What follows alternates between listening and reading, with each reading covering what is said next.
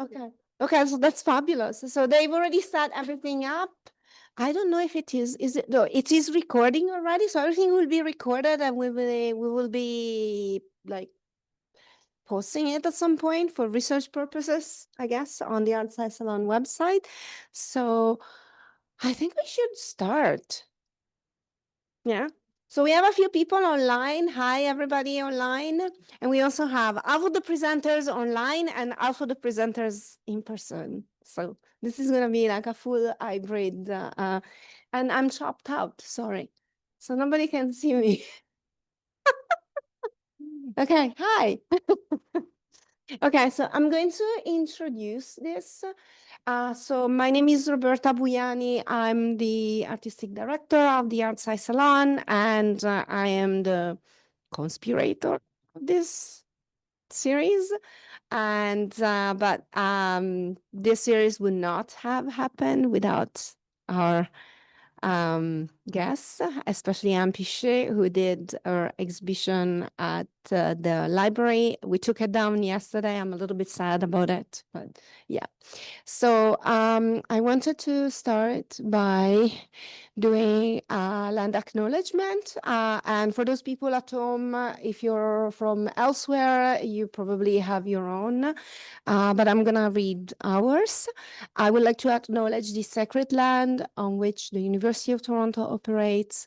It has been a site of human activity for 18,000 years. This land is the territory of the Huron-Wendat, the Petun First Nations, the Seneca, and the Mississaugas, so the Credit River, among others who are living here in Toronto. So today, the meeting place of Toronto is still the home of many Indigenous people from across Turtle Island, and we are grateful to have the opportunity to work in the community and on this territory. So, okay, so I think that we can start. So I would like to first introduce everybody, and then each of you will do a 5 minutes introductory introductory speech, so to say, and then we will proceed to the final discussion. So here we have two things combined, basically. So Anne Piché did her exhibition, and she will, I won't say much about the exhibition because she will actually say something about it. There's a full documentation with her introduction to the exhibition on our YouTube channel. There's also a recording of previous conversations that we had a couple of weeks ago. Was it 3 weeks ago? It feels like forever. The exhibition is called I Don't Do Math, and the main focus is on dyscalculia. However, as a faculty at U of T, and also as a member and the artistic director of the Outside Salon, I've had some good conversations with IHPST, which is the Institute for the History and Philosophy of Science and Technology. It's a mouthful, HPST, and with the University of Michael Barany from the University of Edinburgh, and they are interested. They have this program, and they are interested in the public understanding of math. So we've been having this discussion for a while now, and this was the right occasion to actually bring everybody together. So I guess this is going to be the conclusion of the exhibition, but because the exhibition has brought up a lot of issues such as math anxiety and math education, I thought that it would be a really good place to end the exhibition and start a new conversation on the public understanding of math and math education. So So our guest. So we have some special guests here. So besides Anne Piché, who is our artist, and she will present now, we have Amenda Chow, who is a faculty in the Department of Mathematics here at the University of Toronto, and she was very much instrumental in making sure that the exhibition actually happened because she provided the material, literally the material for the exhibition. Then we have here from Toronto, we have, I'm going to put out all the bio because I'm going to, okay. So we have Abrams, who is an assistant professor at the University of Toronto Institute for the History and Philosophy of Science and Technology, whose research examines the historical relationship between gender and mathematics in the United States. Again, in Toronto, who's visiting for a few days, we have J.P. Ascher, who is a research fellow at the University of Edinburgh. Welcome. So and he's studying the history of global mathematics and his cross-historical influences in the history of science and the history of knowledge. His current research examines the early modern and modern history of learned printing, mathematics, and global bookselling. Then online, we have some special guests. We want to bring them here, but because of their teaching commitments and because of the distances, and also the short the short notice, it was very difficult to bring them in. So we have Michael Barany, who is here, an historian of mathematics and senior lecturer in the history of science at the University of Edinburgh. And he is the PI of the Situating International and Global Mathematics, or SIGMA, project, and Matt's Words Research Group. Welcome, Michael. And then we have two special guests from two sides of the United States. We have Andrew Fiss, who's working. So we have a fully interdisciplinary panel. So Andrew Fiss works at the intersection of STC, so Scientific and Technical Communication, and STS, Science, Technology, and Society, and writes about unexpected texts held in college archives. So of note, he has published a book, Performing Math, A History of Communication and Anxiety in the American Mathematics Classroom. And I invite everybody to read it because it's super interesting. I just finished reading it. Thank you.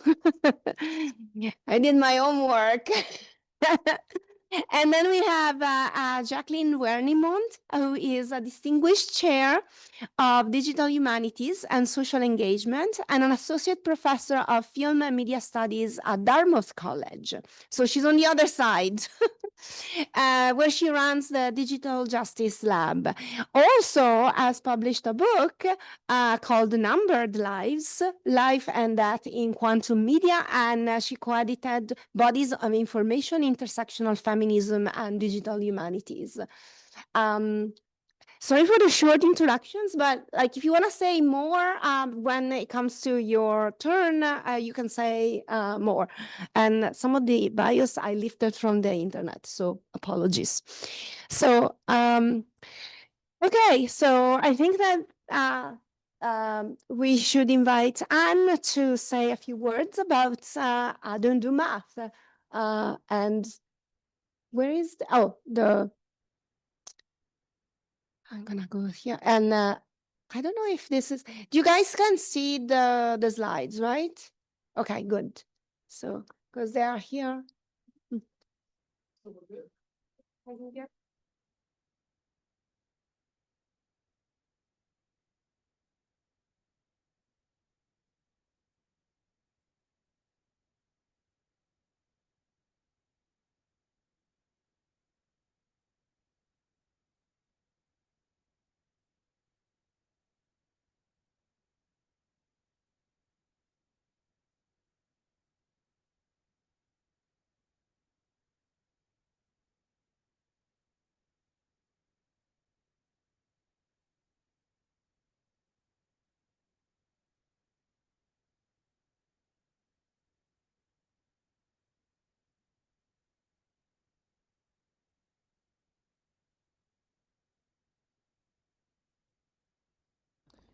Sorry, we can't hear Anne online.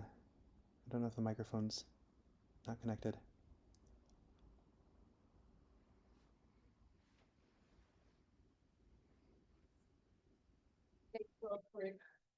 It's this one. Can you hear me now? That's better. Wonderful. I feel like that Verizon ad. Can you hear me now? Now? Right. Okay, so a quick recap. The picture that you're looking at right now is the an actual picture of the exhibition that was done at DG Ivy Library. It was up for almost 3 weeks, and it consisted of both pictures and you can see informative panels as well. So the first thing I'm going to do today is this is backwards, but I need to acknowledge a few people here that helped me get this off the ground. And number one is Roberta.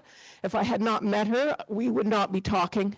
There's a whole list of people that also helped. And again, I'd like to call out on Amenda, who basically opened up the office and said, which mathematical model would you like to play with? Which was absolutely awesome. She let me bring some home.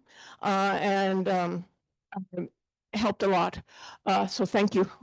I also would like to acknowledge these institutes who helped. Fields is sponsoring both panels and New College, the Jacqueline Humanities, Art Salon under Roberta, and New One Learning. So again, without them, we would not be talking. So thank you very much. Okay, so let's just jump in quickly. What I'm going to do is just give you a quick background to kind of bring everybody up to speed and then hand it off to whoever wants to speak next. So a little bit of, okay, a little bit about me. Wait, no, you're good. Okay, a little bit about me. The only thing two things you need to know about me. This is my second career, and everybody has their 5 minutes of fame or 5 seconds of fame. And mine is that I am the first female electronic technician hired by the RCMP. For those outside of Canada, that's the Royal Canadian Mounted Police. And I carried a radio, not a gun. I was a civilian member. And it is those experiences that drive my practice today, bridging art and science, because I'll tell you, I don't do math so often that I could have probably built my own gallery by now. The other thing that you really need to know, especially if you look at my work, is that my work is not software generated. I didn't used to have to say that 5 years ago, but with AI now, I actually have to say that I don't run it through any AI filters. Basically, what I do is if I could do it in the darkroom, because I do shoot film, then I'll do it in post. If I can't do it in the darkroom, then it doesn't get done in post. Simple as that.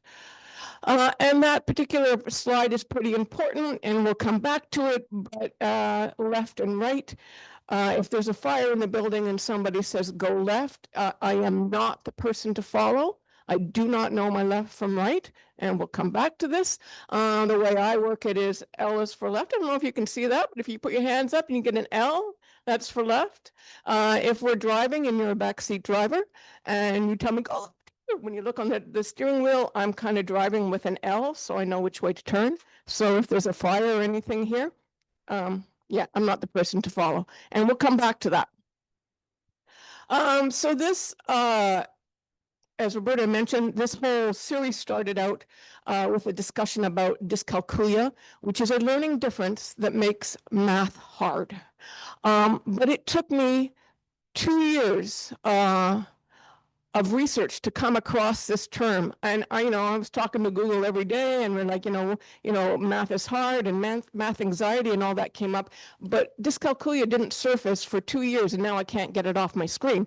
But the next question, obviously, is why? Why did it take so long for dyscalculia to pop up on my screen when that's obviously what I was talking about, math is being hard? And so at a ground level, we're talking about dyscalculia, but at a very, 100-foot, 1,000-foot level, we're talking about societal attitudes towards math. Because if something is not important to society, there is no awareness, and more importantly, there is no funding. So dyscalculia, just very quickly, it runs on a continuum, and on the far left, at its most severe, the symbol 2 does not mean anything to the person. That is very rare. the far right, you have people, I'm doing the left and right. Sorry, guys, I got the L going. On the far right, you have people like me. I have never been diagnosed, and I'm 50 billion years old, and I'm not about to take up the resources. But when I found dyscalculia, I saw myself in a lot of the representations and descriptions. And there's things like directions, spatial orientation. So don't put me on a soccer field because I'm not sure which way the ball should go, although my math is strong enough to know I have a 50% chance of getting it right. There's also things like risk assessment, estimates. There's a whole list. I'm happy to send it to you if you want, that dyscalculia affects. And so a lot of people think of it being at its most severe, where the symbol 2 doesn't mean anything, but there's a whole lot of leeway, if you will, and so it affects things like estimates, money, time perception, scheduling, sequencing, risk assessment, as I said before, visual spatial memory, directions. So it really does have an impact on a person's life. It is lifelong. You can't take a pill to get rid of it. There are interventions that can be done, but you get it for life. So these are two of the panels that were up in the library. And what I did here was I decided that I wanted to associate some equations, mathematical equations, with a visual print. The one on the left is actually from Amenda's mathematical models. That's called the loop-to-loop. It's not normally like that. It's just one, but through camera motion, I got the two. My work is inspired by a photographer called Hiroshi Sugimoto. He's a Japanese photographer, and he did something called mathematical forms, where he photographed math forms, like literal trigonometry math forms. And that was too formal for me. My relationship with math is much more fractured. So I wanted more of an association. And I also needed that artist leeway in case I got the equation slightly wrong. I can just say that's, a little bit of artistic interpretation. So we had panels like this where you would see the art, and then you would see the associated equation underneath. So basically unfamiliar math in the familiar medium of a photograph. What was really interesting is some people locked in on the equation when they saw it, other people locked in on the image. So I found that quite fascinating. So to segue into, I don't do math, like watching the people, what I really would have liked to have done is had a little like survey, like, did you see the equation first or did you see the picture first? And if you saw the equation, do you or do you not do math? Of course, I didn't think of it until the night of the opening. But this is a phrase that I have heard so many times. I don't do technology, I don't do science, I don't do math.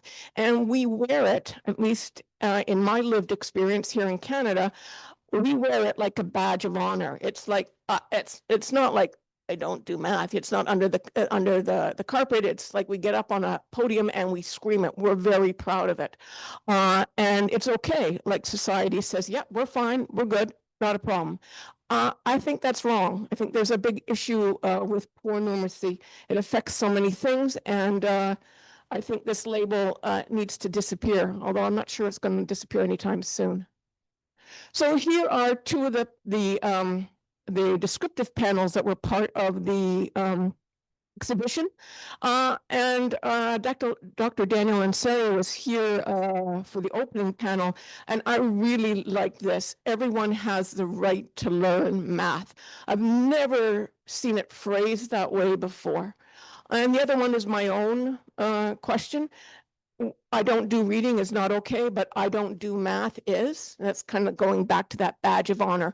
And what I was hoping with these panels was, because we also had a panel about dyscalculia, etc. But I was really hoping to provoke conversation and also to just get the term dyscalculia out into the general public. The Daniel Ansari quote comes from podcast Chalk and Talk. It was really, really good. If you're interested, I can send you a direct link. It was really quite well taken. And what's really interesting is, so I don't do social unless I have to, social media unless I have to, but I did post these two on LinkedIn, and the Right to Learn Math took off. And then I put the last one that I don't do reading, and I just put that up the other day, and it's also done quite well. So I was comparing myself to the Prime Minister of Canada, and both of those panels did better than anything he's posted lately. So, so obviously it's hitting a nerve, right? So, so the feedback for this, and that's what I was supposed to talk about. I just wanted to give you a little bit of background. Overall, the feedback, it was well received. Yeah, overall, it was well received. So, thank you for shining a light on dyscalculia and for bringing this to the forefront. Thank you for this exhibition was a quote that I found 3 or 4 times throughout the notes that people left. I really like the I don't do math either. That was awesome. And the person who signed it had the most gorgeous signature, but I have no idea who he is or she is. So overall, I was really happy. I was pleased that people actually stopped and read the panel about dyscalculia. I was pleased that people stopped and read the panel about the right to do math. I think that's important to get that type of verbiage out into the community. And that's what I love so much about why this ended up in the DG library, because it's not in a gallery, it's not quested away, it is where everybody can see it. And I think that's where this needs to be. The last one was to quote someone else, and this is right from the guest book, what if Barbie loved math? And that reminded me of your book, Andrew, where I think it's you mentioned Barbie back in the 90s when she came out with math, it's a struggle or something like that. Yeah, and so I thought to myself, well, what if Barbie loved math? So to a local bookstore, and I decided to start with the toddlers, because I'm on the outside looking in terms of theory and studies and all that. But to me, if you don't start this young, if math doesn't become part of your daily verbiage, it might if you purposely study it, but on an average, it won't. So I went to I'm not going to name the place, but it's our biggest bookstore here in Canada. And I went from 0 to 2 years of age in the bookstore. And this was my favorite number of books. It's called Stack the Cats. I like cats. But the bigger thing that I noticed was 600 titles, and only 6 were related to math. And there was nothing about a plus or a minus or subtraction, division. It was just the numbers. I was really happy that that book there actually has the symbols in, because some had the words for it. And so I thought I'll go online. So this is from 0 to 2. So I went online to the same retailer. 0 to 2, there was 10,000 books, so I stopped counting.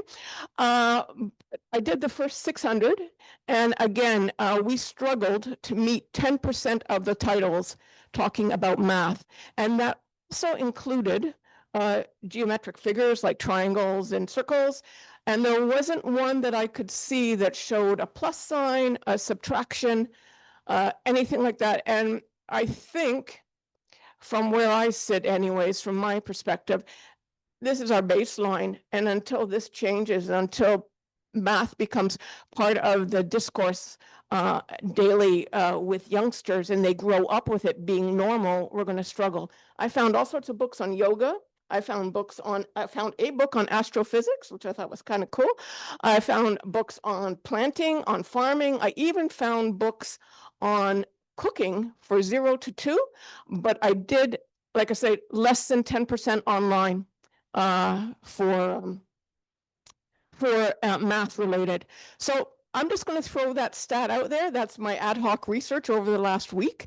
I really want to check more libraries and see what I can find. But I appreciate everybody being here, and this is me. This is how you can find me. I am on social, don't post very often, only when I have to. But I think I'll just hand this over for now to who's next. Thanks. Was there some questions in the chat? Yeah, they were okay. So let me see if we can make. I don't know if this works. Oh, that's working now. This Yes. Yeah. Okay, perfect. Okay, so I guess like it needed a little bit of the like being jiggled a little bit. So I see that there's stuff on online. So these are mostly flagged stuff to talk, I guess, to talk about later. So one is about visibility and funding, and the other one about risk assessment. So we will get back to it. And Flatman02, wow. That's quite the book. And the comment by Michael is we probably stand to reboot the adult version too for a less Victorian readership. That's kind of interesting. So I'm gonna hand the mic to Amanda, and then I guess we can do Amanda, and then we can actually start getting some people online to see if, and then we can alternate. We can have okay. Okay, thank you. Okay, thank you. Is the mic on? Am I audible? Yep. Yeah? Okay. Thank you so much. Oh, okay. So everyone, I have to leave in like less than 30 minutes to teach my class, so that's why there's this like yes. So Roberta asked me to say a few words, and definitely Roberta, correct me if I'm wrong. I'm a little bit scattered because I have like a midterm tomorrow that I have to deal with. But I think Roberta asked me to speak a little bit about like the process that Anne and I went through. And maybe I'll say a little bit about the math that I teach. I have been teaching university level calculus for more than 10 years, and I've taught obviously here at U of T, but I've also taught at York University. I've also taught at Trent University, and I've also taught at the University of Waterloo. So I've taught in several universities in Southern Ontario, and the students that I teach I've taught thousands of students, and they come in a wide range. Some really love math and like just dive into it. Many don't love math. Many are very fearful. Many are just in my class because they need the credit, and they're just looking to get the grade 50%. Often they're not even looking for a good grade. They're just looking for that credit. And when I'm teaching, I often do see students that are bored, like they're half asleep, they're on their phones, they're not engaged. And for me, as somebody who studied math, like since the first day I entered university when I was 18, that's all I've ever studied is math. And I've never had a job outside of academics. It's really sad. It's really sad to me, just on a personal level, to see so many young people entering university and being so disengaged with learning mathematics. And it's not just about formulas. It's not, the students feel that way. The students, they're like, the test is tomorrow, and I've gotten so many, what should I memorize? What should I memorize? But it's not about that, right? And so when when Roberta contacted me and connected me with Anne, it was like a light bulb, because we need that creativity. We need like the photographs that Anne created. I could never have imagined the outcome of them. I wish I'd brought they're just hanging out in my office, but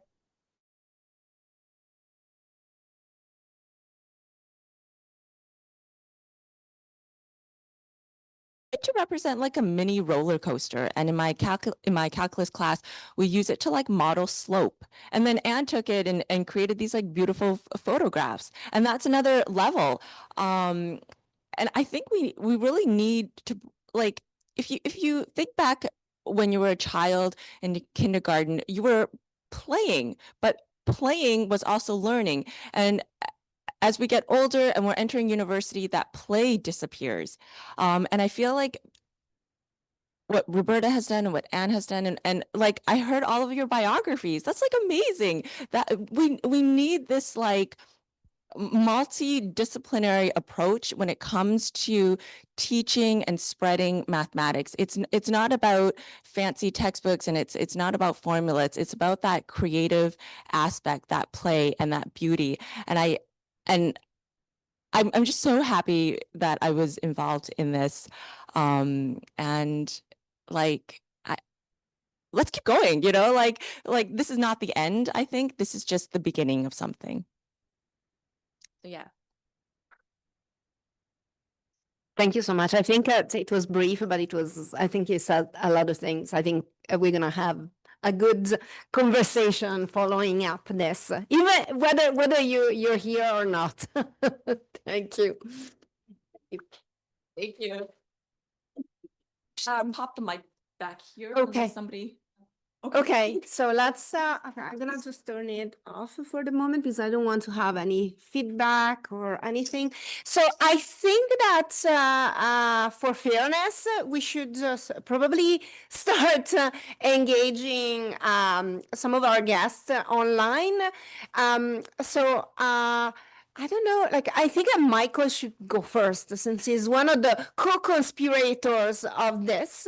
And probably we should alternate. So we should have Michael and then Anne, and then Andy, and then JP, and then Jack. How does it work? Would that work? Does it fit your schedules? Okay, perfect. Okay, so Michael. Sounds great to me. Yeah. So I'll try to keep this very brief. So I think one thing that I wanted to say as part of the context here is that we really have sort of two major groups of people for whom mathematics is very hard, right? We have people who are learning mathematics and they're in situations of sort of training and formation.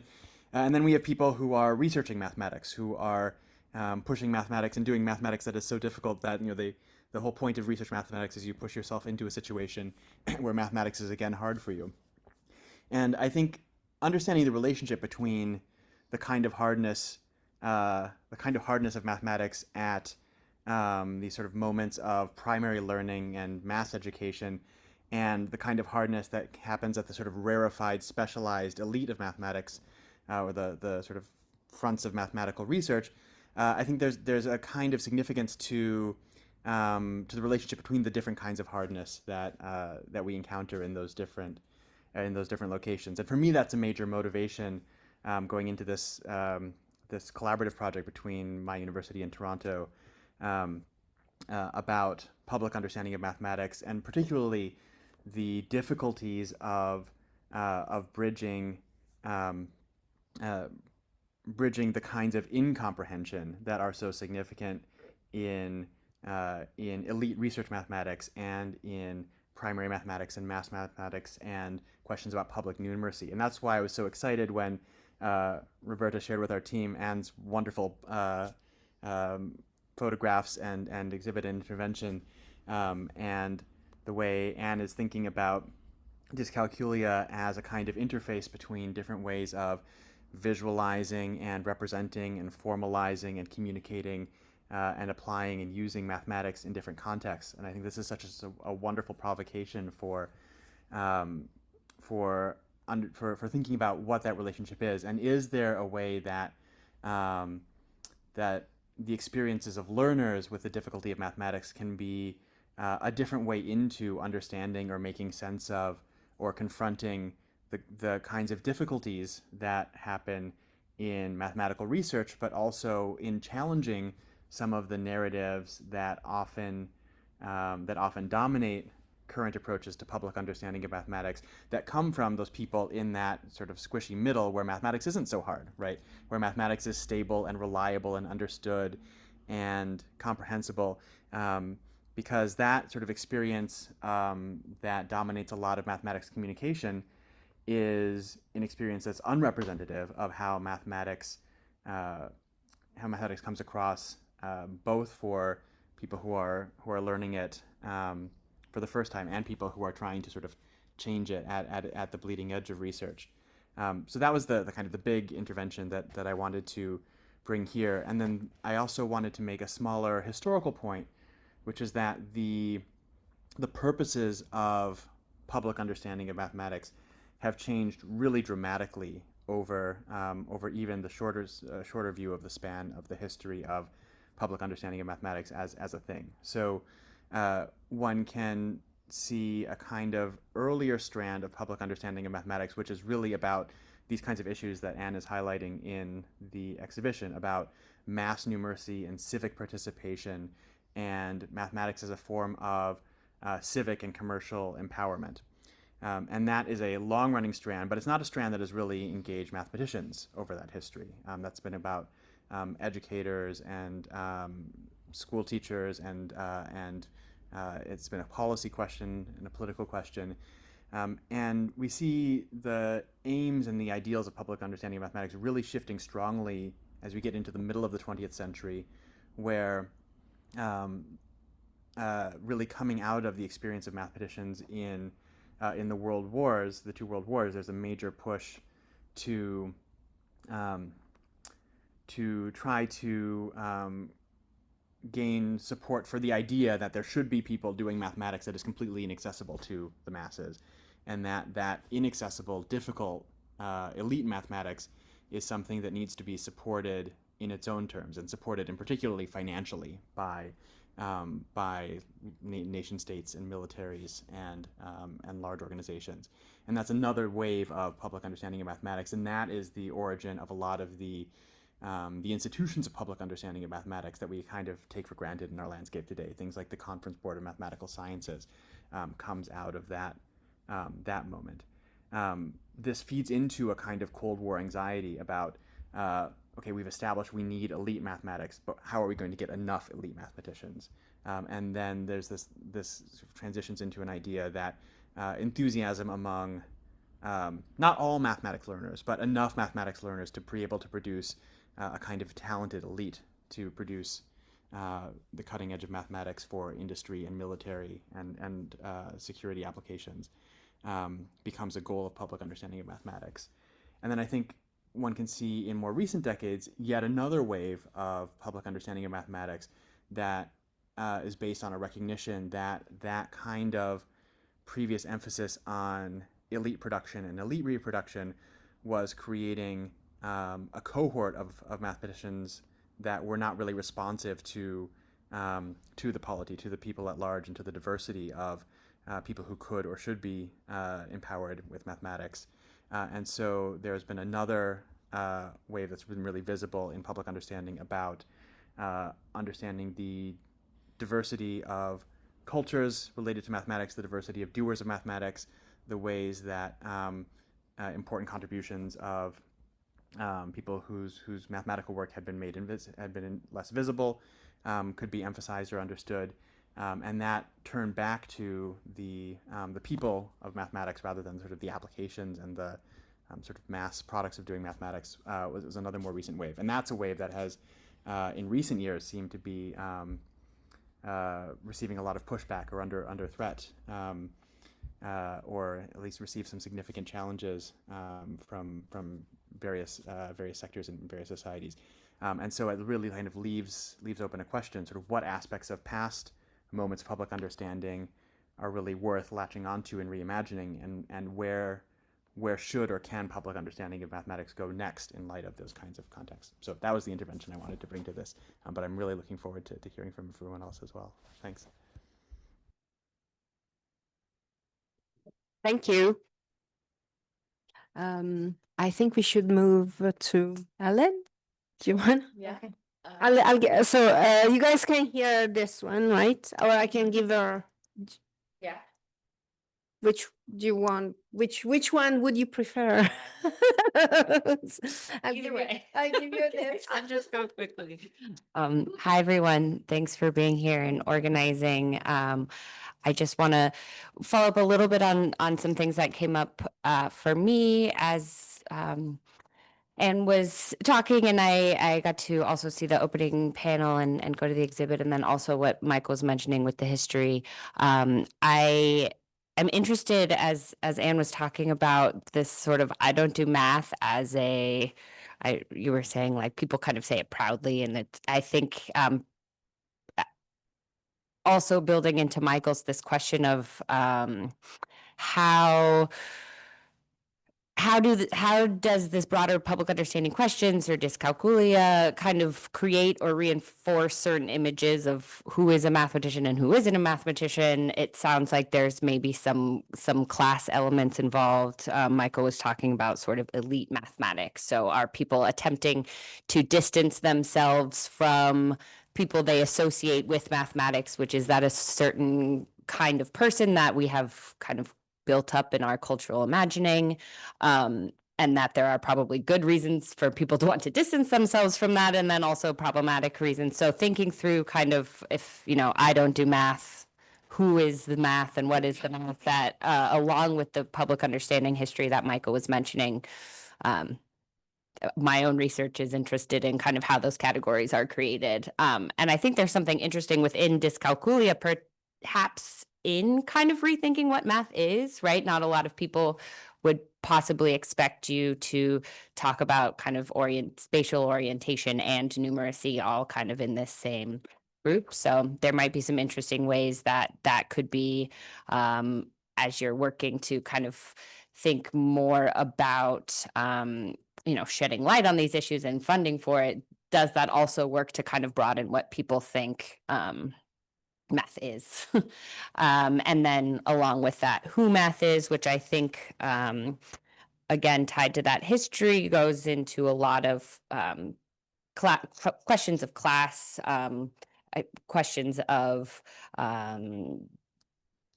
different people's positioning in different cultures. I will say I taught mathematics in, I guess almost all of my teaching of mathematics took place in for almost a decade in upstate New York in a high security prison. And my kind of engagement with those students shifted a lot of my own understandings of things like math anxiety and why people think they ought to learn math. So I'm very interested to hear also from Andy, who has focused on math anxiety. But one other thing that might be interesting to discuss is, and I think in the opening panel, a lot of people were very clear to make sure that dyscalculia is not understood as math anxiety, and I think that's kind of an interesting tension. So yeah, as we continue, I think thinking through what these categories are as we're using them, mathematics, mathematician, and how the image of who a mathematician is may or may not affect how people engage with mathematics at all of the levels. Thank you. I see that the conversation online, for those people who are here, who are not online, is the whole mantra, I don't do math, not to reference Anne's exhibition, but to reference the very sentence that has been pronounced so many times. It looks like it has, it's been around for a long time, but it has intensified recently. So there's a consideration here about the fact that the denigrating of valorizing mathematics has become explicit in politics at different moments. Our values or Young's campaigns that try to substitute math to MAGA, for example. This is one of the things that probably we should discuss. It's like a big elephant in the not really an elephant in the room. It's really clear, actually. So yeah, let's keep these conversations coming, and then we can add them up later on. Should we call Andy to say his statement? Okay, thank you. Yeah, that's perfectly fine. I hope I can share my screen, because I was hoping to be able to show a little bit. Let me see. Oh no, except it seems a little bit like maybe I'm not going to be able to. So let me try this one more time.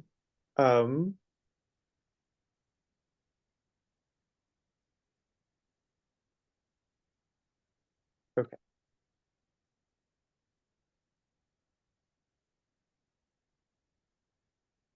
So let me see. Oh, okay. Sorry about that, everybody. I hope that you are now able to see this presentation that I am now also going to start sharing. So, okay, can you see a slide? Yes. Okay, excellent. Thank you. So yeah, thank you so much to Roberta Biani for this excellent invitation, to Ellen Abrams and Michael Barany for reaching out, and especially to Anne Piché for the art exhibition that's bringing us all together. So like a lot of the conversation already, I've been very interested in the art exhibition, and like a lot of other people, I'm especially interested in the play of the different kinds of panels, the art objects, as well as the panels with text.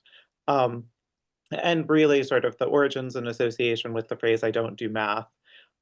Yes, it comes up a whole lot. I'm sure we'll talk about that more. I personally was inspired to look at a lot of the history of math through the frequency of hearing this phrase. And I did archival studies of college math education, and I found a surprising amount in the phenomenon of textbook burials. So those of you who are familiar with my book, which it sounds like a few people are, know this already. But for those of you who are not, this map is showing archives that have documents about how in 19th century America, students at many colleges held elaborate burial ceremonies after their last required math class in the 1830s through 1890s, roughly. This had a lot of different kinds of features. It was fairly widespread. At the time, I should mention for this audience, the educational system between the US and Canada was very porous in the 1830s through 1890s. But I've only found instances of this in US college archives. There were similar things happening at Canadian institutions in the 20th century that I know a little bit about. But the phenomenon of textbook burials was a widespread student tradition. There are these archival documents available at various institutions, which might be surprising because this was a tradition that had to do with the destruction of texts. It was about burying a textbook or a representation for the textbook at the last required math class. But it also created texts, which is how it's in different college archives. Also other kinds of paraphernalia, there were tiny textbook-sized coffins. There were sheets that were used to wrap the textbook, sort of like funeral shrouds. There were song sheets to show how to sing along with the ceremony. And there were printed programs, printed sort of like funeral programs, and they existed by the thousands. These are just sort of the places where these funeral programs usually have been saved. So songs were a prominent part of these programs, and they frequently displayed words with specialized meaning from the math classes. So there's this example from Bowdoin College in Maine from 1854, and it was supposed to be sung to the tune of Auld Lang Syne. His functions true transcend all praise, his forms fill every space, his curves and spiral wreaths are elements of grace. So there's that kind of aspect of these kinds of ceremonies, and that this kind of ceremony was actually so common that in the 19th century it was called a college custom. So this 1858 lithograph was part of a series about Yale life. And it was supposed to, in that series, show something that was like distinctive about Yale, something that was associated with college life. And it has many exaggerated features and even sort of profane images. So the lithograph was not to be taken seriously, and it does prominently show unsanctioned destruction. So there's this sort of like bonfire at the center of it. On a surface level, it's definitely showing a gathering of people saying, I don't do math. Absolutely. Still, across institutions, students did come to write about their experiences later on in diaries, alumni addresses, and even some professional meetings. And they, based on the kinds of things that they talk about, they have some other kinds of views of what these traditions meant, what textbook burials meant. This textbook burial practice was fundamentally about the creation of college memories and mementos, all of those things that are now sort of saved in college archives in various places. It was about nostalgia that the students anticipated they'd feel for college life and the ways that their ceremonies created community. It was absolutely exclusive. So at places that were coeducational or that were racially integrated, generally only white men engaged in these particular traditions. So there were those kinds of aspects. But what about math? After all, that's what's sort of bringing us together. So in a certain way, this was about achievement. It was about sort of celebrating mastery over the subject. On a certain way, it was about the play on consumption. Students consumed these textbooks in flame sometimes, like this bonfire, and ultimately, in any case, sort of in the soil. And that sort of played on their sort of idea of the consumption of knowledge, that they had already sort of consumed this knowledge from the books. Which sort of brings me to my main takeaway. First of all, that as we've been hearing about already, we can consider I don't do math historically, and that sort of brings up some really interesting considerations. So first of all, the idea of not doing math has inspired the creation of art, and going back at least 200 years, there are different kinds of associations that we can make. Also, with the lens of textbook burials, art about math has meant surface level sort of hatred, and that's certainly important, but it also has meant mastery, accomplishment, and even thinking about things like exclusive community. Art about math has contained many meanings, and I think we've seen through Anne's exhibition that it still does today. So thank you.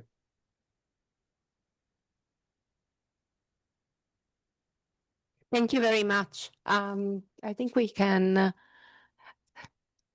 Hey, I think we can move on with JP, and let me just highlight. So I'll give you the big gun. Okay. Okay. Good. Yeah. This is wonderful. I've written down like a list of keywords, dyscalculia, play. I'm sad Amanda's not here. I think that word play is so interesting. Difficulty, elite, diversity, pride and resistance, class, these burials. It's a rich area to think about. And when I was coming, I was going to talk a little bit about the Alachua County book sale outside of the University of Florida math department and camping in a parking lot so we could scoop the booksellers and get all the Springer books that were Springer yellow. But I had a funny interaction with a taxi driver last night. And I'm going to do the thing and talk about it, which I hinted to some people about. So I got to Toronto last night about midnight and needed to take a taxi from the airport. Very lovely guy. He's been living here for 60 some odd years, been driving a taxi to and from the airport for 45. Asked me, well, why was I here? I was like, oh, I'm going to hang out with some historians of math. We're going to talk about math. He's like, oh, I don't do math. And I was like, why? I don't know about that. Like, how you've been driving a taxi for 45 years. He's like, yeah. And I was like, so like, if I said to you, can you take me to Edmonton? I have $600. Is that enough money? He's like, oh, okay. So and he was like, he's like, nope, that's not enough. But like, and we had this long discussion about things that you talked about, dyscalculia, estimation, drawing maps, figuring out how much things cost, figuring out traffic patterns, figuring out where he could go, when he could go. And he was saying, oh yeah, when you want to take the taxi back, you got to do it this way. The train is better for this. He's going on, things that to me are recognizably math. And he's like, oh, no, that's not math. It's not math. And I was like, okay, what's math? He's like, you do it in school. School's math. And I was like, okay, that's cool. He's like, I got a story. My dad likes to tell this story. And I was like, okay, well, tell me the story. He's like, I tell it to people in the taxi. They love it. He's like, there are two trees, tree A and tree B, and there are birds in the trees. And if a bird flies from tree B to tree A, they're the same numbers of birds in each tree. But if a bird flies from tree A to tree B, there are twice as many birds in the other tree. How many birds are there in the tree? And I'm like, where did you hear this? He's like, well, my dad taught it. My dad told me it. And I was like, well, where did your dad get it? He's like, I don't know. He never really went past the 5th grade. He immigrated with me from India, and so I got curious about this story.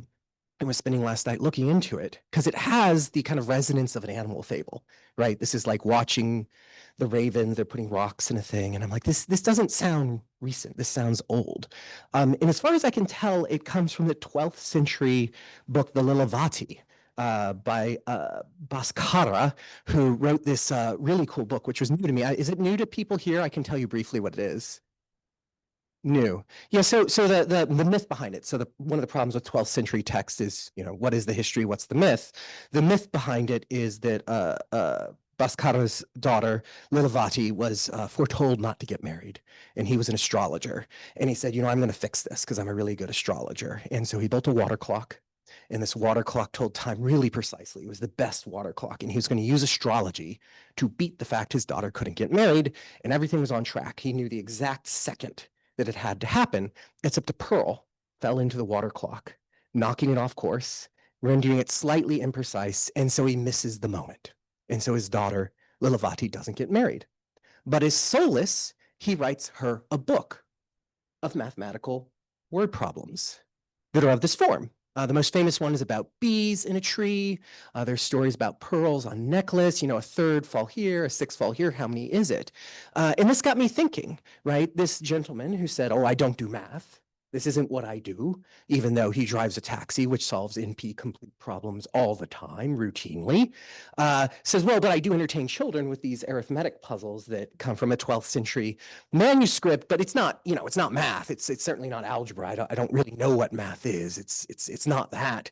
And I've just been thinking about that. And I've been thinking about, Andy, I really admire your work in thinking about difficulty and where we place difficulty and why does math have to be difficult and why does math have to be abstract. And I was thinking about you bringing the models because I didn't know you meant physical things. So when you're talking about, I went to the office and she let me take a model, I was like, oh, you're like, an idea. I was like, oh, you heard this idea and you took it with you. And I was like, oh, what an interesting way. And then I realized, oh, it's a physical object. And so there's something very interesting in this. And I think this group really points to it, which is, what is the everyday? What is math? What is me? Who is doing it? How is it ancient? Doing of math? How is it modern? And what's really at stake in I don't do math? And I think that's such a phrase, right? Because to me, the thing I hear there is defiance. I hear proud resistance. More than like anti-science, I hear I define myself against math, right? And then that sort of defiance creates a positive identification with, which is sort of like, I'm going to be the villain in the story now, and then I'm going to be the opponent. And why are we even doing this? Which is kind of where I'll leave my weird, shaggy provocation. And we could talk about Springer Yellow some other time, but I love this panel. This is great. Thank you. Oh, I have two mics now. We keep circulating different mics around. I love this panel too. This is so interesting and fascinating. I love also the informality to it and how many things are coming out. Like some of the stuff that came out was the idea of beauty, math access, and the sadness of some students' lack of interest in math, and the fact that math is sneaking into our lives even though we don't consider it math.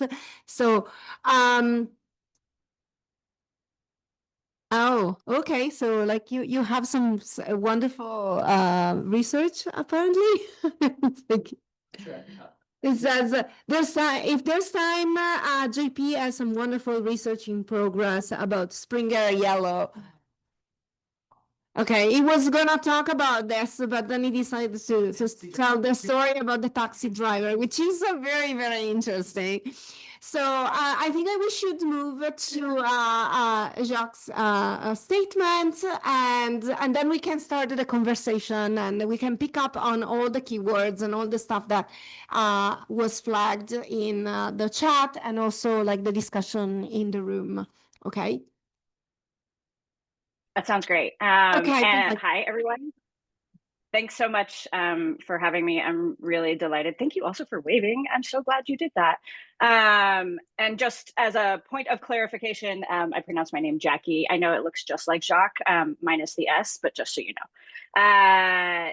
So man, I also love this panel. And you know, Michael has known me for a while. We met at a conference on mathematics and narrative, which will come to be relevant here in a moment. But first, I want to go back to the point that Anne's exhibition sort of raised, and that it sounds like your own personal experience raises, right, of the dyscalculia. I can't even say that word properly.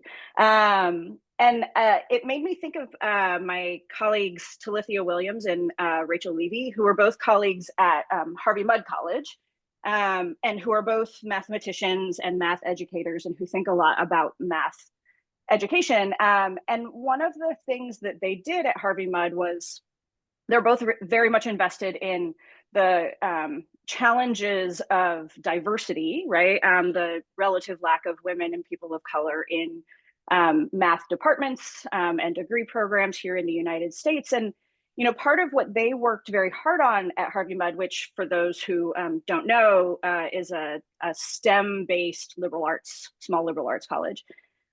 So Talithia and Rachel worked very hard on dispelling the idea of the math genius, right? And, you know, JP, I think you were just mentioning the question of difficulty, right? And that certainly was something that came up in Michael's comments. And I think one of the things that I learned from listening to them and seeing their work now is that right, if you can demystify mathematics, right, you get at some of that affective, I think you just called it defiance, right? Or that resistance or the critique, right? That says, well, I don't do math, right? It's like, well, okay, you know, there are lots of things that we could talk about there. When it's a defiant thing, I think that's one thing. When it's I can't, right? And not because of a learning difference, right? Which is the kind of structural situation that Anna's pointing to, but instead about anxiety or having just felt like their own performance of mathematic capability was not valued, right? I think that's a different kind of thing, right? That's like rooted in perhaps shame or despair or any number of things. And so Talithia and Ray really focused on, right, that mathematics is a practice. And they both pointed to the ways in which, right, like failure is part of practice. I'm a coach of youth sports. And so I think about it a lot as like, you know, it's just like training, right? Like if you don't fail out on the court, you're not trying hard enough. And so, right, if you're not failing in the classroom, this is a thing I say to my undergraduates all the time, then you're not pushing yourself hard enough. And so making room for failure without it being like a moral failure or an intellectual failure or some other kind of like judgment, I think is really important. I also really appreciated the note from our colleague who left to go teach about play, right? And among the things that I was noticing, and in your really beautiful work, thank you so much for sharing it, was a sense of like, there is like play there, like certainly in the loop, right? I think of my children and their like marble loops and their car loops and some of that like action and joy of like fun. But there's also a lot of beauty, right? I think those forms are gorgeous. Those images are gorgeous. And so I think for me, a thing that's very interesting is the interplay, right, between your interest in the whether a person's eyes go directly to the mathematical formula or to the image itself, right? And how different people are going to see the aesthetics of those two things differently, right? But they're also going to have a whole range of emotional or affective responses to those that are also very different, depending on the person and, you know, situated in their contexts and their experiences and our historical moment. And so for me, that axis of aesthetics and affect feels very important. And it also plays into, for me, the question of that came up earlier of who is or isn't a mathematician. And you know, I was trained early as a literary scholar. I was always a very poorly disciplined literary scholar because I was constantly reading mathematics as literary, which drives people crazy, it turns out. But the things that I encountered were very much these moments where I would give talks at literary conferences, right? And people would come up to me and say, man, I don't do math because I'm a lit scholar, right? Like I pay attention to literature. And I was like, well, I mean, we can have a conversation about that. But also like what's going on here, right? And I remember I had two really formative early conference presentations when I was a graduate student. One was at a history of science conference on a panel that was full of historians of math, and I was arguing about Cartesian mathematics as rhetorical. And a very well-established senior male colleague who was chairing the panel said, you know, at the end, my dear, there's nothing rhetorical about math. And I was like, man, I might just be a grad student, but you're wrong. And he was really taken aback. He was like, there's nothing rhetorical about math. And, you know, it was clear to me that I wasn't gonna persuade him, but it was an illuminating moment, right, for me. The other was a moment when I had been talking about how early modern readers were learning about negative numbers and like what anxiety negative numbers, right? Like how can something be less than zero? Like that's not possible, right? And the kind of crisis that produced for both, you know, learners and teachers. And so I was talking about that I was doing a literary reading of it at a literary conference, and a woman came up to me she was definitely my senior colleague at the time. She was probably somewhere between 50 and 60. And she said, do you know that for my whole life, I've never been able to understand negative numbers, but you just made it clear. And all I had done was I stood up, you know, in front of the room, and I said, if this is 0.0, I'm walking backwards, right? And that's a negative number, right? It was an embodied demonstration of a principle, right? On a, you know, I could have also done on a line, right? And one of the things as a person who works on how people use numbers to understand plagues and death, right, is I'm really attuned to the fact that numbers are embodied, right? Like they come from bodies, that we understand mathematical principles through bodies. And you know, your note about the needing to know left and not the person to follow out of the room, as you were talking about the L, right?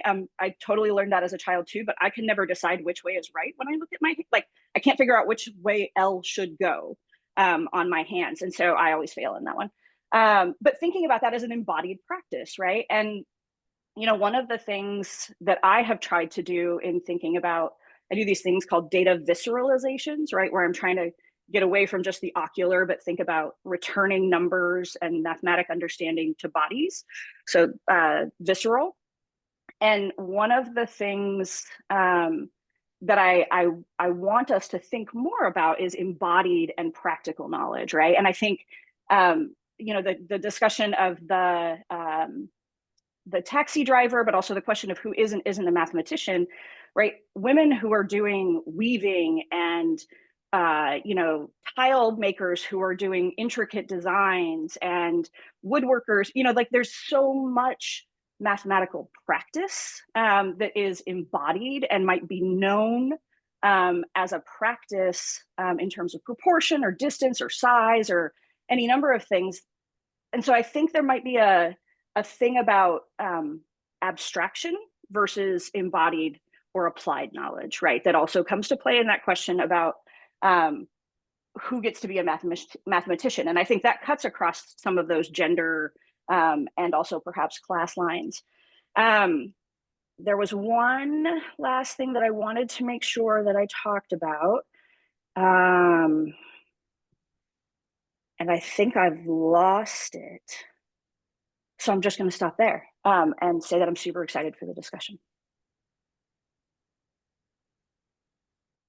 Thank you so much. Very appreciated. Okay, so I guess we are getting into the more, okay, let me just change this. There. Now we are all together. So we are getting into the more discussion based part of the conversation. So I don't know, how do we proceed? Should we okay, those people at home, I guess they can put a sign, like it can be like a thumbs up or like a hand up, like whatever you're using to signal that you want to talk. But there's also questions from the audience, so I'm going to pass the mic to the audience. I'm just gonna do this. So I'm gonna spotlight for everybody, and I'm gonna start with the mic here. Okay, mic on. Okay. Okay. First of all, I don't know if they can see her. can Yeah, she's in the back. This is. She's not visible. I'll just So can you come come a little bit closer? So there you go. She's here. She's through this mic? It doesn't sound like it's working, but okay. They're here. Great. It's for the audience inside. So Okay. I've been listening to the panel and been so inspired, and I really love this topic because it actually comes back to what you've been doing, Roberta, anyway, with art and science through the Art Sci Salon. But specifically, I think it's Amenda and Nico and Jacqueline. You've been talking about some real life examples, and just a few days ago with my partner, I've been reading through a book. I'm in the arts, by the way. I should say I'm a multimedia artist. Just looking at Joseph Burns, because he's really quite pioneering this whole push forward and integration and breakdown of, you know, these purest fields of study. And there was an interview, I just want to read one quote, and I'm going to be looking more into this because I'm quite fascinated by the way that he was teaching, because he's a theorist and an artist, a performance artist, educator, university. So in an interview with Frans Hak of the Groninger Museum in Netherlands, there was one part of an interview that I thought stood out, and I want to leave with us. This is Joseph Beuys, 1976. I regard every page of a physics book as conceptual art. Science has got to totalize its concept. Then creative problems will become one, and art and science will no longer be two diametrically opposed principles, but just two different ways of obtaining knowledge for living. And so I'm all of a sudden wanting to look beyond Joseph Beuys, and see what other what other practitioners, or how do you say, yeah, that have been exploring this embodiment of math through creative expression. And anyway, that's it. Thank you so much. So how do you spell boys?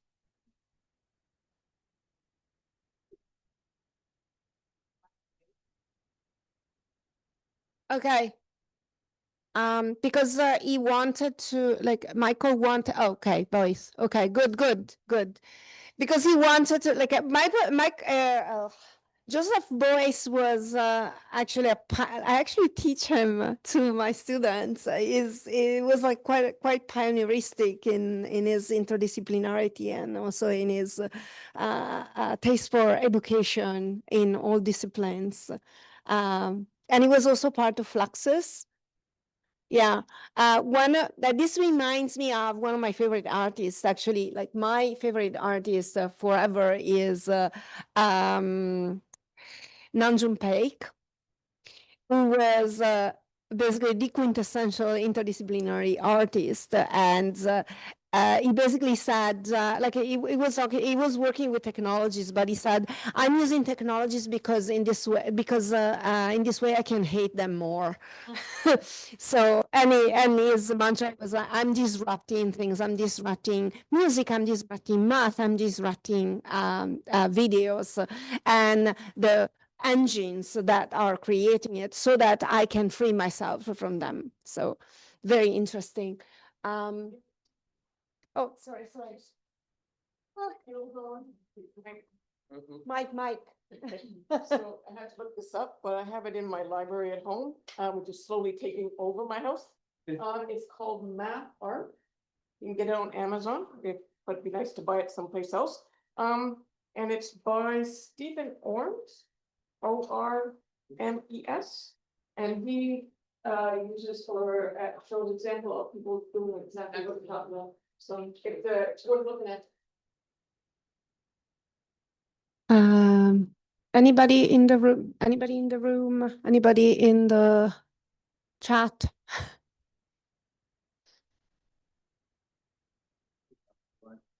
So, well, I guess Oh, JP has his hand up too, Michael, but yeah.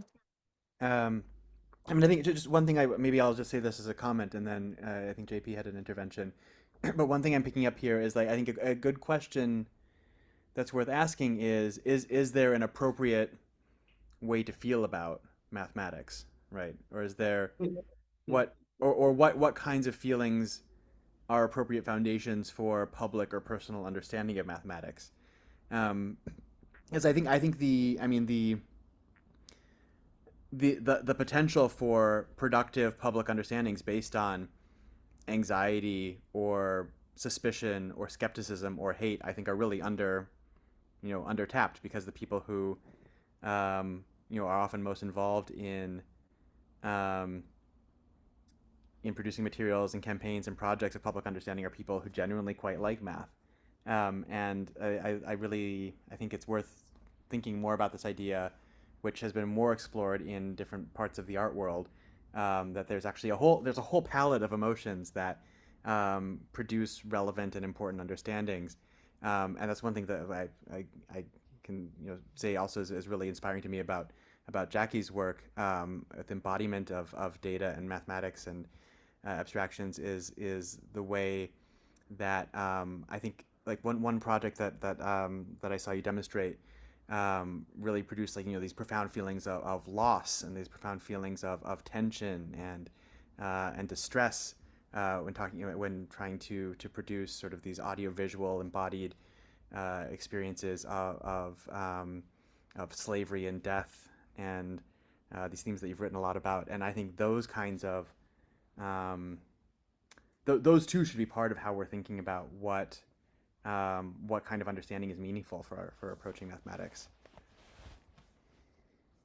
Absolutely. Anybody? Yeah. I mean, I don't want to step on anyone, but I'll add in. Jackie, you got me thinking about something, and Michael, You always make me think about things, but I get to talk to you all the time. So, like, first of all, Michael, what you make me think about is what if we created a Fields medal for haters of mathematics? So, a prize for the solution of a math problem by people not using math. It's like a specific prize, which is like if you hate math and you've solved a math problem, like it's like stick it to the mathematicians. I don't know what that would do. It seems kind of mean-spirited, so I resist it. But like in the spirit of your question, like, you know, a prize which is for demonstrating that math doesn't have a monopoly on knowledge or something would be interesting. But what I was thinking about, Jackie, and it relates to this, is like questions of discipline. And I'm thinking also about the figure of the old dude at the conference who's like policing his discipline. And, you know, I pity him because it's probably like the last conference he's going to, and he's really upset because it's the discipline's now changed and there are such people in it and all that. But like also why are we so invested in the disciplines, right? And I think about this distinction of art and science, which I like to write about and think about is, you know, for Bacon, art and science was practiced activity versus theoretical activity applied to practice, which has nothing to do with what we think of as an art and science. And Whewell kind of makes like a sneaky shift in here where he's like, oh, well, science is kind of like what they're doing in the chemistry labs and we need more money. And like art is kind of like, I don't know, the soft thing they're doing over in like classic studies and we should take some of their money, right? Which is still not our modern conception of what these disciplines are. And so I guess I'm thinking about like, what do we gain from creating these disciplines? What is the history of the creation of the disciplines? And what is the creation of the history of the resistance to those disciplines? Because there is support and progress in the resistance to disciplines created by other people to support other social regimes that can support this social regime. And sometimes it feels like the resistance to the discipline, as in a literary conference when someone's talking about math, is more important than the discipline itself and characterizes it. The thing I think about is a debate I had, and I don't remember the person's name, but I wouldn't say it because I strongly disagree with them. They were doing a close reading of Newton for the Ladies, which is a 18th century sort of like series on like, well, ladies, they can't read Latin, they're going to read the Newton for the Ladies, and it was a good reading, and it's an interesting book, and we're talking through it, and I know from the history of gender that the Anglophone interest in gender of the 18th century in London does not reflect ours. They weren't as worried about boys touching pink things. I know that men routinely use ladies' diaries and no one said anything about it. It wasn't a threat. And women use men's diaries. And so I was, listening to this talk and I was like, well, do you think it was only women who read Newton for the Ladies? Because what if you were a guy and you couldn't read Latin and you wanted to say something fashionable about it? And I triggered the exact thing you had, Jackie, which I think was a disciplinary police, which is like, no, it's absolutely impossible. No men would read this. It's in the title. It's in the title. Men didn't read this. And I was like, but all basic history in book history shows that like we can't actually tell who read the books and people are, and no, this was Newton for the Ladies. Men read Latin. And I was like, did they? Because on another panel, you're talking about how all the men didn't know Latin because they didn't, and why would they, and what are people doing? And so I don't know. I guess I'm being a little provocative, but like I'm thinking about like when we both create and resist categories, we reinforce them. And there's sometimes the winning strategy is to resist a category or to even imagine a category that doesn't exist that we can resist, right? And I think that's like deeply entangled with questions of mathematics, because no one means the same thing almost ever, and everyone's upset about it. Like math is like the thing you have a feeling about almost, right? Like if one defined it like science are the things that you don't have feelings about, and math is like you either love it or hate it. Like is it sciences that one loves or hates? I'll stop there. That kind of wandered. It's not. No, it's great. It makes me think about lots of things, including the Ladies' Diary, right? Which was a space where a periodical where men and women submitted solutions to mathematical problems, which is like one of my favorite things of all time. There's, I think also, I really appreciate the idea of like, I often describe myself as a very undisciplined scholar, and it's partly because I am, but also because I hate the disciplines. Like they just don't make sense to me, right? And so I think, the troubling of the boundaries strikes me as very useful, and right, like thinking about what gender, sexuality studies has taught us, right, is that like boundaries are troubled all over the place, right? Like, so we're not. we're not violating anything. Like, we're not violating some natural order or something, whatever that might mean. I think part of I wrote down some notes so that I wouldn't forget it in the chat. Right, but like Michael's thinking about the rich palette of feelings and how that might be activated, and both of your discussions about right, like what would it be like to engage the haters? I think it might also be like, what would it be like to engage the people who are doing things as a practice but wouldn't call themselves mathematicians, right? Like, what would happen if you gave a mathematics award to people who don't see themselves as mathematicians, right?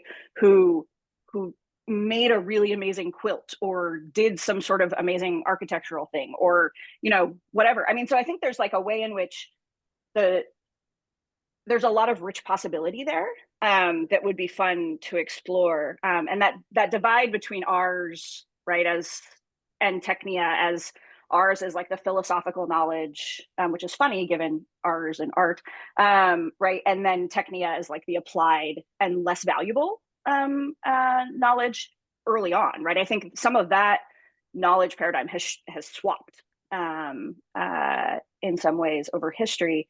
The last thing that I wanted to say real quickly is that the risk assessment was the thing that I wanted to come back to that I had forgotten about.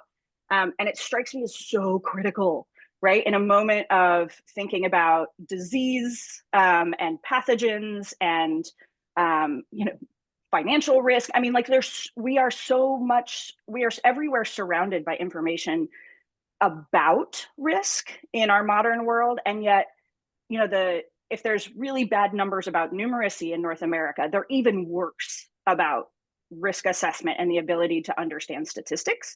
And so I think for me, that feels to me like a spot of intervention that people can see as a necessary thing that we might also leverage.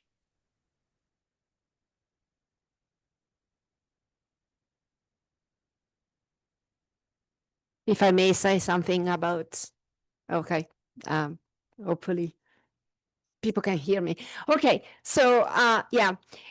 Well, thanks, Andy, for always putting the thumb up, because like we need the verification, because we don't know if we can hear or if people at home can hear us or not. So I really love what Jackie had to say, and when you were talking about the idea that data are like have been like the proliferation of data as of recently, I was also thinking about the fact that a lot of the times, like during the pandemic, a lot of the times when data were misunderstood was because there were all these I don't know if you remember all those armchair data scientists who actually did not understand what mathematics was, and they didn't know how to read statistics, and yet they were able to manage big data, and so they were creating all these graphs that got it completely wrong. So this is also another way in which the assumption, just because you're able to manage a large number of data, just because you're able to manage math, doesn't mean that you understand math. And the other thing that really impressed me early on when you were talking about data,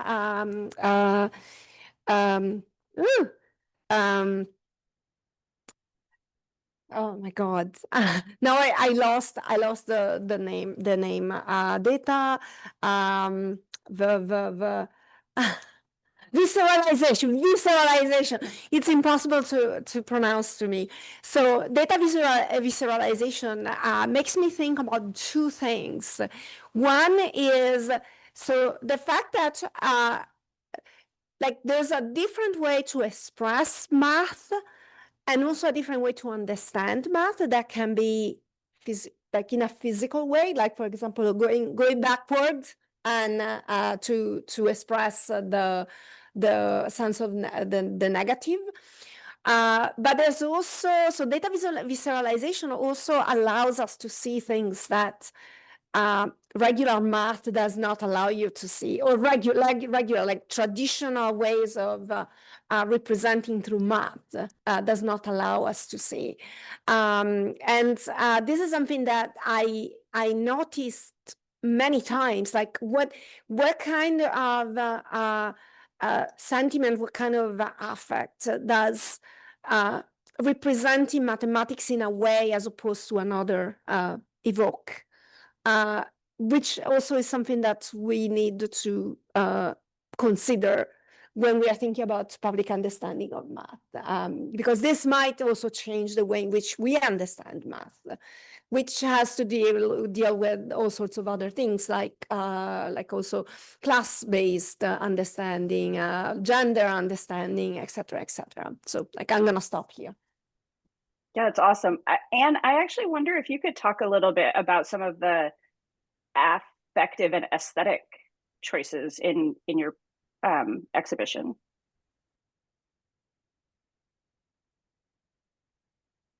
Yeah, the one thing I would mention, we're good? You guys can hear me? All right, awesome. Yeah, because I have a very small mouth, but a really large voice, but it doesn't go across the ocean.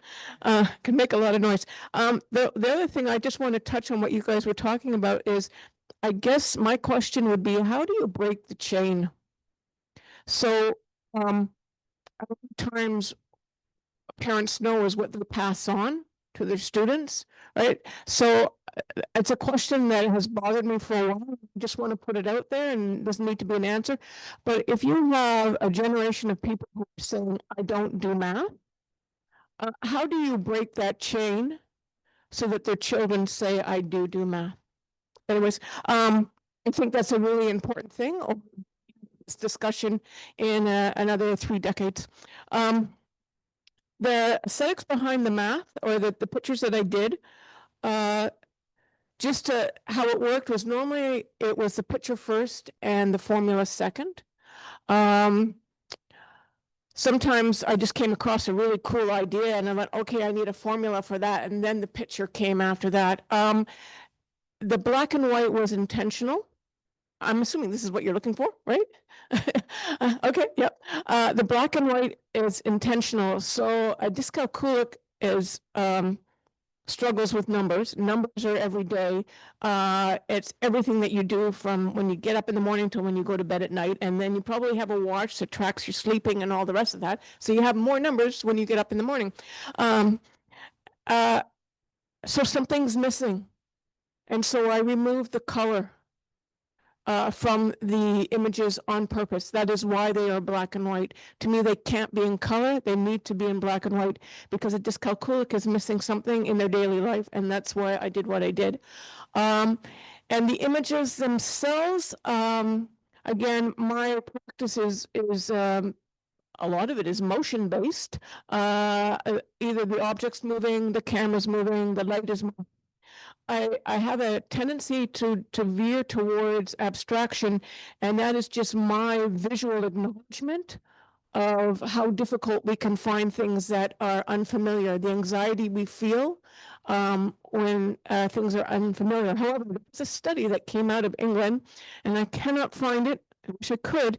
And they said, for an artist, delving into abstraction, you lose 50% of your audience, because most people do not want to make the effort, right? And we actually talked about that for math in the first panel about, a lot of people I don't do math because they don't want to do the effort, but it's the same in art. And so I always try to throw in some more realistic images to kind of draw them in. Like, I'm not trying to bang anybody over the head with a stick and say, you need to look at this and you need to be aware of this. It's more like a gentle conversation.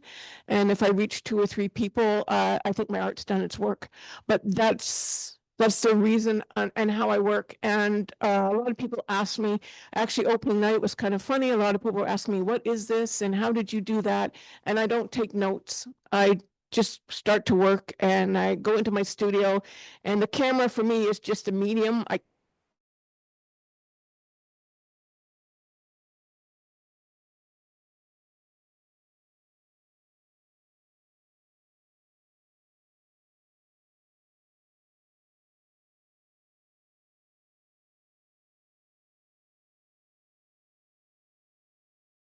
pursue it any further, that's as far as it goes. So yeah, that's how it happened. And in this particular case, I thought the written word was also important. There's also studies that a lot of people that when they look at a picture, it's a symbol that they recognize is what they will come to first. So if you have a face in a picture, even if you don't know that face, you will look at the face before you look at anything else. So the written words in the series themselves, they became symbols that you would easily recognize, and hopefully something stayed with whoever read the panels. Does that answer your question? It does. That's really wonderful. And Awesome. I find the evacuation of color as an intentional strategy really, I think that's really powerful. Thank you. You're welcome. Say slightly more about word art. That was on my question too. Where do you place? Inviting you to say slightly more if you want. Only because I'm very curious about the activity of hanging words on gallery walls, and I'm curious where you place your work in relationship to like broader trends in word art, hanging words on walls, or if there's anything useful to say there. I'll be honest, not a whole lot of thought behind that. Okay. To me, it was so from research that I've done, we are visual and we see, like when you're small, the first thing you see in the farmyard is, well, that's a cow, right? And right, so we get them sounds first, and then so first they come quickly afterwards. I just think a lot of people look at a visual picture first. My fear was that if they hit the abstract just right, that they might walk away, right? So a lot of times the abstract images, if you look on the very first picture on my presentation, the very first picture is a flame, but right beside it is objects that they will recognize, which is words that, letter alphabet is the word I'm looking for, right? And so that's kind of where it goes. But yes, there is a whole thing about word art, but I like to talk through my images more than and most of that was either quotes or, except for my one question, because I'm still asking myself, why is it okay to say I don't do math, but there's a level of shame around I don't do reading. And I often wonder if that level of shame around I don't do reading, I would hate to do it, but if that had the same,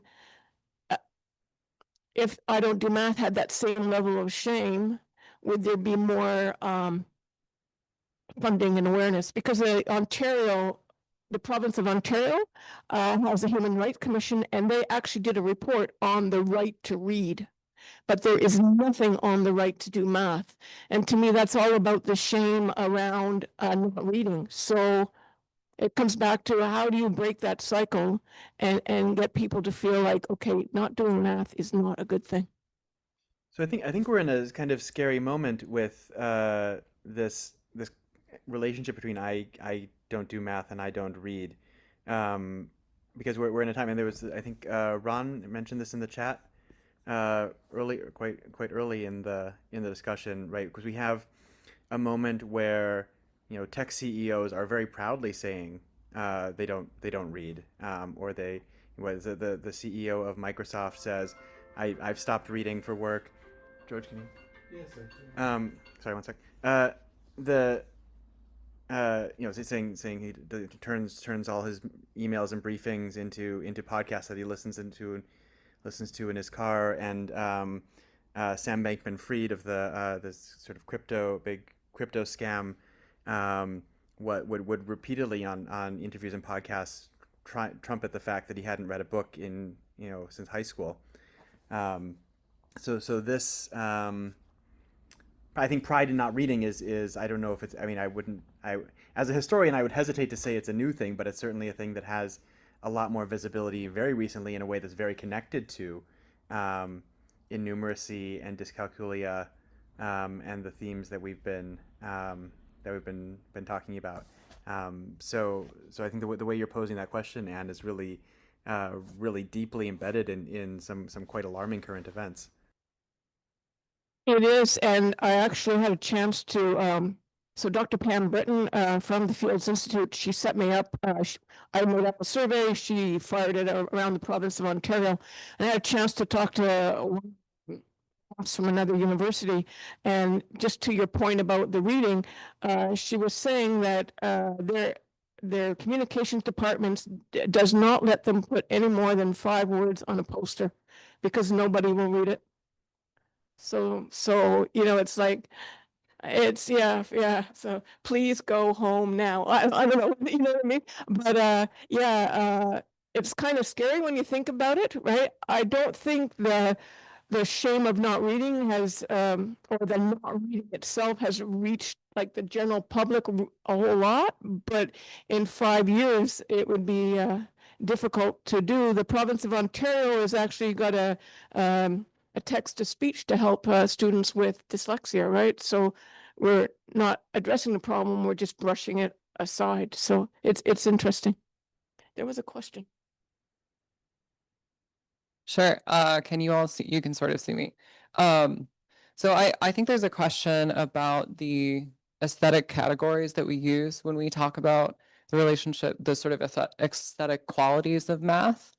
And I think, at least when we're talking about public understandings of math or sort of public relations between mathematicians and the relationship between mathematicians or physicists, for example, and the public, there's a kind of persistent invocation of ideas of beauty and elegance. Those are the 2 words I see the most often. And those are really kind of specific 18th century classical aesthetic categories, which may not be the most salient in the present. I mean, my own thinking about this is very strongly influenced by the work of Sian Nai, the literary scholar. I think she's at the University of Chicago.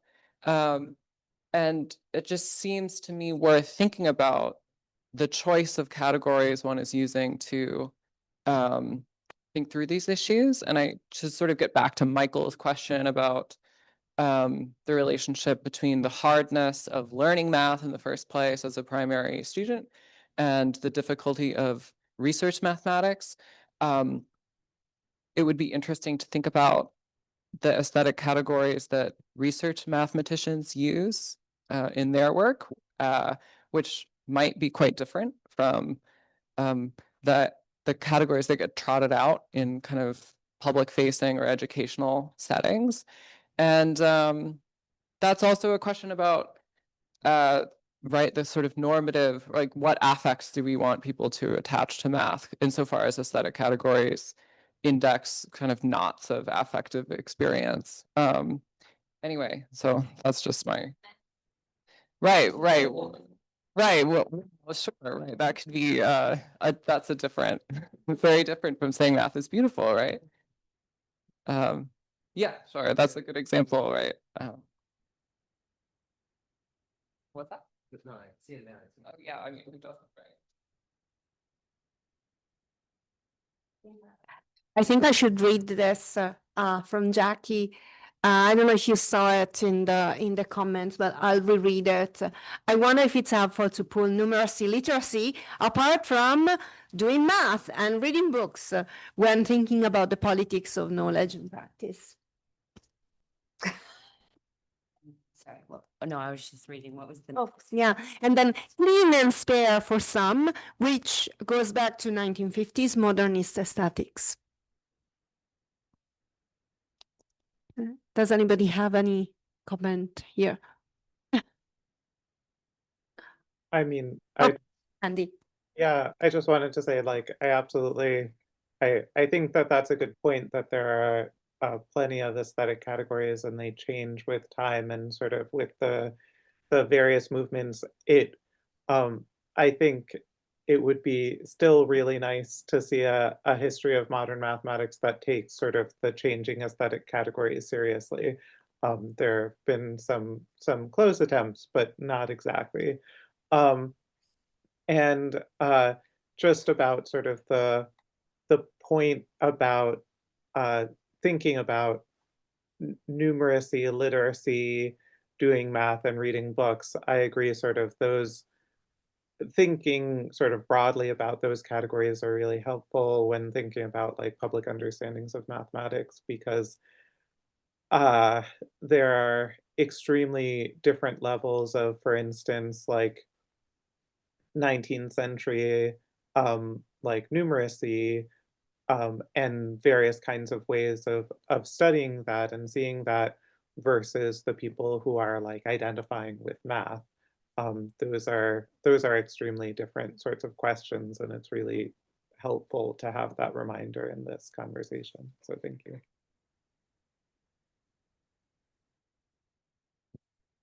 I was just gonna say helpful as well. I think it came up, Andrew Yang, in the chat at some point, but kind of the politics of those aesthetic categories as well, right? Like, what are we getting at when we're talking about, even if it's something beautiful or tying things to art? What are kind of the implications of some of those things? Or if we're talking about like a math pin and we're running for elected office, that all I guess each of these kind of different approaches to public understanding historically necessarily feels very uh, lacking in certain ways, the emphasis on usefulness or beauty, which is often the two, but also that there's always a little bit more there, whether it's overtly political or just has these kind of broader overtones. But we haven't done math is cute. I really think we should go for math is cute and see how far we can roll with it. That's my approach. Yeah. I'm obsessed with math is cute now. The thing you just brought up, it's a great idea. And now I'm asking a counter, like, well, so like this is a provocation too. I want to think about it because like I hadn't thought of it before. What if the super category is gender and math is just a part of that, right? So I'm trying to think of a case where there's a policing of mathematical category, good, bad, rigorous, difficult, not whatnot, which isn't also a policing of gender. And I, at least in the past few minutes, I can't think of a single one. So like provocation, because I'd like to be wrong. What if like the whole like math public understanding problem is actually just a subset of gender? There's actually nothing outside of the category of the problems around gender. And I want to be wrong. So I want a counter example from anyone. Well, it should be. We're smart people. Like, what's an example of a category? I don't have a counter example, but so I tend to think of, right, like how different practices are masculinized or feminized. And this right now, I'm teaching right now about the history of computing, right? And the classic example is my mother was a computer, right? Until, right, where you had like literal factory floors here in the Northeast full of women doing computing tasks, right? Because it was considered menial. And that was calculation, right? It was considered like secretarial. And so calculation there had been feminized. We saw that in the census. We see it in lots of history of calculative practices, until calculation becomes a thing that is powerful in computing, in personal computing and data science. And then it becomes masculinized, right? So it feels to me like it's not that the math is a subset of the problem of gender, but that the gendering of math is shifts, and it moves in the way that value, right, and power move, in at least here in the US. Yeah, and I just wanted to say, like, I think that that's an excellent point, and I would suspect, like, thinking about sort of the broader set of policing. I mean, gender is absolutely a part of that, and I certainly agree.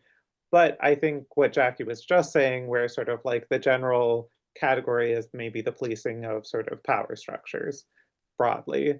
So which very much can be associated with gender, but um, also has sorts of other associations with sort of disciplinary structures, who can do sort of different disciplines, how that is made possible, what kinds of associations exist when thinking about like different kinds of knowledges.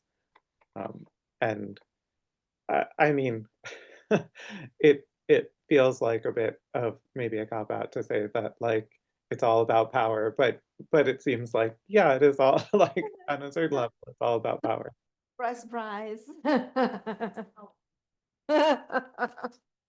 I think we agree in the room. Okay. So I'm very aware of the time. So it's 11:53. So I don't know if we should just wrap up this session. But I really hope that we keep the conversation going.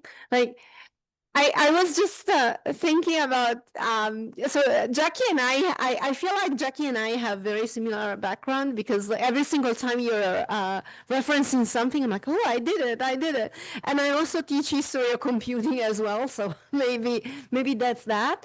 But also with everybody else, I mean, I find this conversation absolutely fascinating, and I really love the connection. So just for those people at home and those who will watch later, this is a combination of different people who, like, for example, I had never met some of you, especially the people here at home, and in some way, I've only talked to Ellen a couple of times. So, and same with Michael. So, like, this is like a really, really nice connection that is happening right now. And I think that this public understanding of mathematics will continue in different avenues, not necessarily as fields. So I'm looking forward to it. And thank you so much for everybody. And there were not a lot of people attending in person and not many online, but usually what happens is I put everything online, and then the next day I have like 150 people watching it. So I'm very hopeful. So thank you so much. I'm going to save the chat so that before we leave, because it's very good, and I will share it with everybody. All right. Thank you so much for being here. Wonderful, wonderful to meet you. Big thanks to Roberta for bringing everyone together, and for Anne for creating this this opportunity for us with your wonderful artwork. Thank you so much. Thank you so much. Thank you. Okay, so how do Bye. I go? Convince Taylor Swift to write a song. Matt is cute. That's it's great. Okay. That is a provocation out there, because I want to know when he gets that. It's like